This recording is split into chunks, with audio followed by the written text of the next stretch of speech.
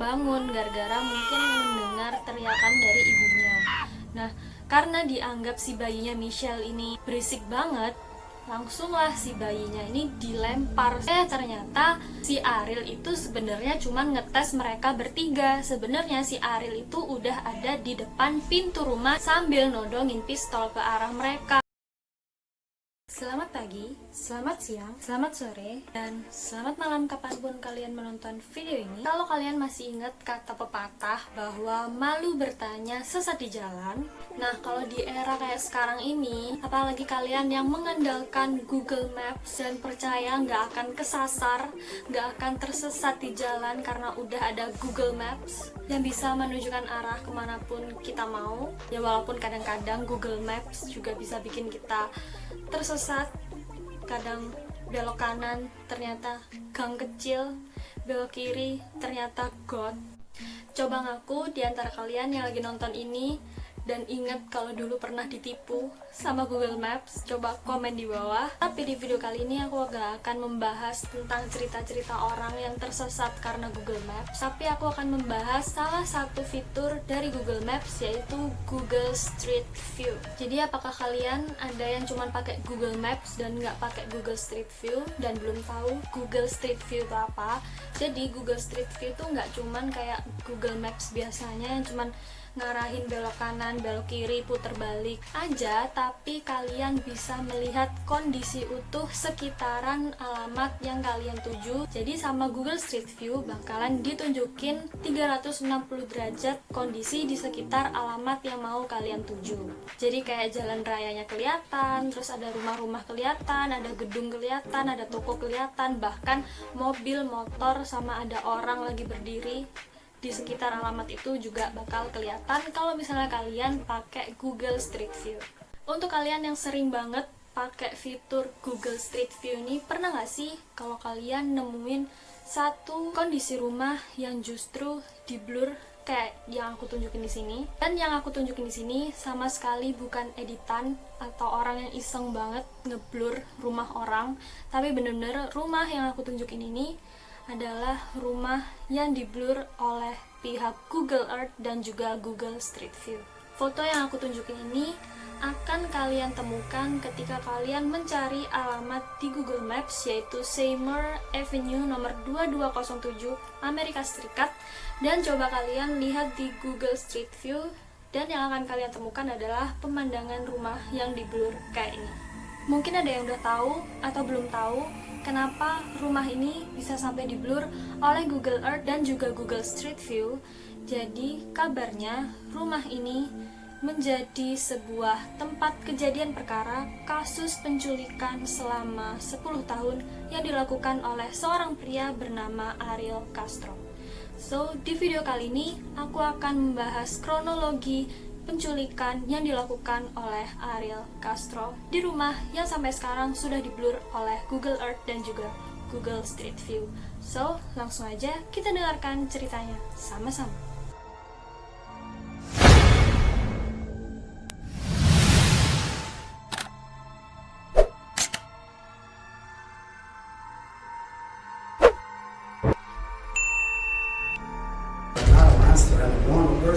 I am just sick.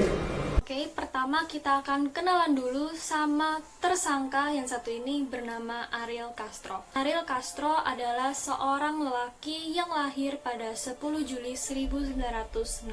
Dan dari kecil, Ariel Castro ini sudah merasakan bagaimana menjadi seorang anak broken home di keluarganya. Karena saat kecil, orang tua dari Ariel Castro ini harus bercerai, dan akhirnya dia ikut ibunya dan juga saudaranya untuk pindah ke Amerika Serikat dan menjalani hidup yang baru. Singkat cerita, habis lulus, si Ariel kenalan sama seorang wanita yang bernama Grimelda Figueroa. Nah, setelah kenalan, PDKT, dan akhirnya Ariel pun menikah dengan Grimelda. Di awal-awal masa pernikahannya Grimelda dan juga Ariel ini sangat-sangat sayang sama Grimelda. Sampai lahirlah anak pertama dari Grimelda dan juga Ariel. Si Ariel berubah jadi suka mukulin Grimelda sampai Grimelda menderita patah tulang hidung, patah lengan, sampai ada penggumpalan darah di otak hingga Grimelda memiliki tumor selama bertahun-tahun.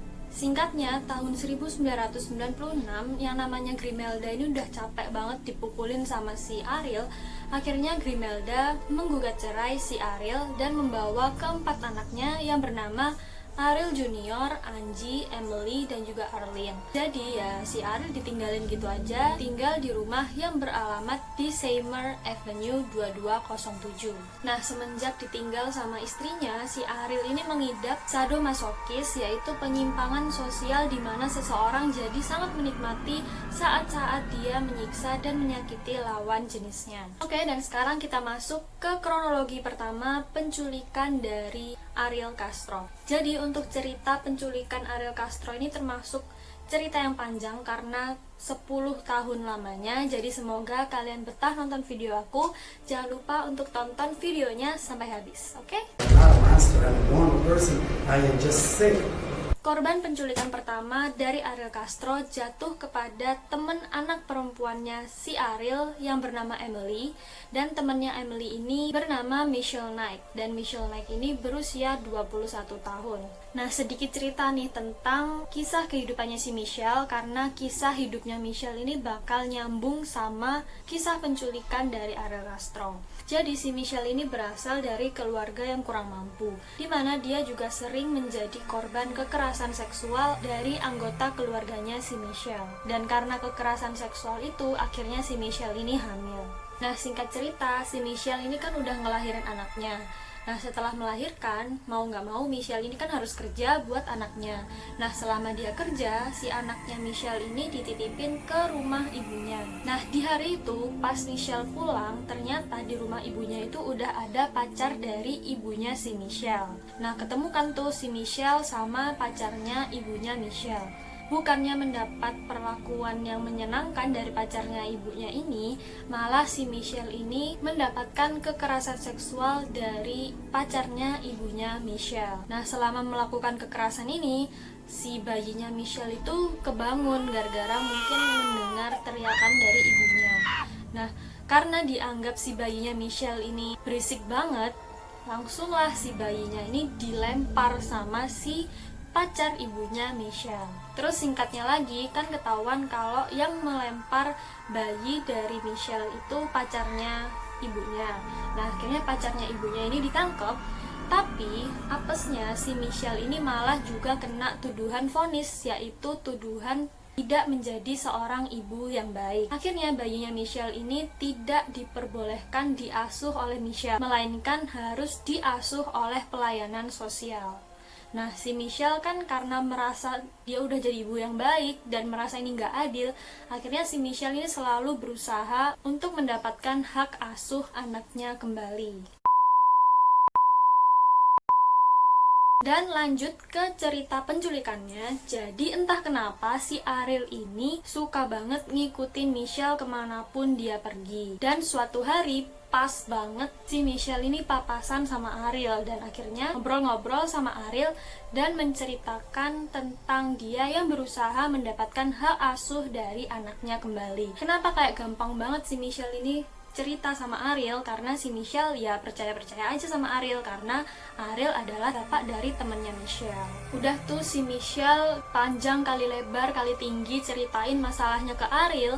Akhirnya Ariel ini tiba-tiba nawarin bantuan ke Michelle. Jadi si Ariel ini ngajakin Michelle untuk ke pengadilan, dan si Ariel berjanji bakal bantuin Michelle untuk mendapatkan hak asuh dari anaknya. Nah, udah tuh, karena si Michelle percaya sama Ariel, ya udah akhirnya dia mau ikut sama Ariel. Terus tiba-tiba kebetulan di sepanjang perjalanan si Michelle itu melihat poster-poster bergambar anjing. Terus Michelle cerita tuh ke Ariel kalau Zoe, anaknya si Michelle itu suka banget sama yang namanya anjing. Mendengar ceritanya si Michelle, si Ariel ini tiba-tiba nyeletuk. Dia bilang kalau misalnya di rumahnya Ariel tuh banyak banget anjing. Nah, Ariel nawarin ke Michelle kalau gimana kita mampir ke rumahku dulu, maksudnya ke rumahnya Ariel dulu, buat ngambil anjing, biar nanti pas udah dapet hak asuhnya, anjingnya itu bisa dikasih ke Zoe. Dan lagi-lagi ya si Michelle nurut aja sama Ariel, karena dari awal ya Michelle percaya aja sama Ariel demi anaknya juga gitu. Setelah sampai di rumahnya si Ariel, mereka masuk tuh berdua ke rumahnya Ariel. Dan bukannya ngambil anjing yang dijanjiin sama si Ariel, Michelle malah diperkosa dan dipukuli di kamar lantai atas rumahnya Ariel. Nah, setelah itu Michelle pun dikurung dan dirantai serta hanya sehari sekali diberi makan. Dan sebenarnya si ibunya Michelle ini udah berprasangka buruk tentang anaknya yang gak pulang-pulang. Nah, ibunya Michelle berusaha buat lapor ke polisi, tapi sebelnya polisinya itu nggak mau nanggepin laporan dari ibunya Michelle karena si polisi ini kan masih ingat ngurusin masalahnya Michelle dan juga pacarnya si ibunya Michelle. Nah, polisi ini nganggep kalau ya alah mungkin si Michelle cuman kabur aja itu dari rumah, nggak usah dicariin. Kenapa sebel banget sih sama polisinya? Sumpah deh. Beranjak dari kronologi penculikannya si Michelle, kita langsung ke penculikan yang kedua, yaitu penculikan yang dialami oleh Amanda Berry. I'm not a monster. I'm a normal person. I am just sick. Dan kebetulan si Amanda ini adalah temennya si Emily, anaknya Ariel. Dan si Amanda ini kerja di Burger King. Kebetulan Emily juga pernah kerja di Burger King. Nah, diketahui si Ariel ini sering banget makan di tempatnya Amanda bekerja, yaitu di Burger King. Sampai-sampai si Amanda ini hafal sama si Ariel dan tahu kalau Ariel ini adalah bapaknya si Emily. Datanglah di April 2003 ketika Amanda ini lagi mau pulang kerja, tiba-tiba si Ariel ini muncul nawarin siapa tahu si Amanda ini mau nebeng sama Ariel. Dan akhirnya Amanda juga ya mau-mau aja nebeng, lumayan kan gitu. Nah, di tengah jalan si Ariel ini sok-sok nawarin, gimana kalau mampir ke rumahku dulu, siapa tahu kamu mau ketemu sama Emily. Dan apesnya Amanda ini percaya sama Ariel, padahal udah sejak lama si Ariel kan udah nggak tinggal bareng sama anak-anaknya. Jadi ya udah berangkatlah Amanda dan juga Ariel ke rumahnya Ariel. Sama kayak si Michelle, si Amanda ini diperkosa dan dipukuli di kamar lantai atas. Nampak-nampaknya si Ariel ini lebih sayang sama si Amanda, dimana si Ariel ini nurutin semua permintaannya Amanda, Kecuali keluar rumah ya. kalau misalnya si Ariel ini minta sesuatu ke Amanda dan Amanda nggak mau, malah si Ariel melampiaskan kemarahannya ke Michelle. Dan lucunya si Ariel, seminggu setelah menculik Amanda, si Ariel ini berani nelpon ke ibunya Amanda. Dan dia bilang kalau Amanda itu baik-baik aja, sebentar lagi Amanda bakal pulang dan menikah dengan Ariel. Nah, di kasus penculikan yang ketiga ini, yang jadi korban adalah temennya anaknya Ariel, yaitu Erlyn, yang bernama Georgina DeJesus atau yang bisa dipanggil Gina. I'm not a monster. I'm a normal person. I am just sick. Ceritanya di 2 April tahun 2004 si Gina ini pulang sekolah bareng sama Arlyn. Nah, niatnya kayak anak-anak biasanya, Gina pengen nginep di rumahnya Arlyn. Nah, jalanlah si Gina sama Arlyn itu ke telepon umum dulu. Niatnya si Arlyn ini mau izin ke Grimelda, boleh nggak si Gina nginep ke rumahnya kita gitu. Nah, setelah telepon ternyata si ibunya Arlyn nggak ngebolehin Gina buat nginep di rumahnya Arlyn. Nah, udah tuh setelah telepon nggak diizinin, akhirnya mereka terpisah di telepon umum itu dan pulang ke rumahnya sendiri-sendiri. Nah, sialnya di tengah jalan si Gina ini ketemu sama bapaknya Erlyn, yaitu Ariel. Sama kayak modusnya si Amanda, jadi si Ariel ini nawarin tumpangan ke Gina dan nawarin buat ketemu Arlyn di rumahnya Ariel. Padahal sekali lagi anak-anaknya itu udah nggak satu rumah sama Ariel. Dan sama kayak korban-korban penculikannya si Ariel, dan akhirnya si Gina ini disekap di basement. Dan sayangnya selama bertahun-tahun mereka bertiga ini nggak pernah ditemuin sama keluarganya. Padahal keluarganya tuh udah mati-matian buat nyari mereka bertiga. Dan selama bertahun-tahun juga mereka mengalami perkosaan dan juga kekerasan yang dilakukan oleh Ariel. I'm not a monster. I'm a normal person. I am just sick. Oke, sampai di tahun 2006 Amanda Berry ini kan hamil. Nah, di saat itu Amanda itu melahirkan anaknya Ariel. Dan mungkin emang dari awal si Ariel tuh sayang banget sama Amanda, jadi anaknya Amanda, si Jocelyn itu disayang banget sama si Ariel. Nah, si Jocelyn ini sering banget diajak keluar jalan-jalan bareng sama si Ariel. Nah, kalau misalnya Ariel ditanya sama tetangganya itu anaknya siapa, ya Ariel tinggal jawab itu anak pacarnya dia gitu. Ini adalah kronologi terakhir. Semoga kalian masih betah nonton video aku.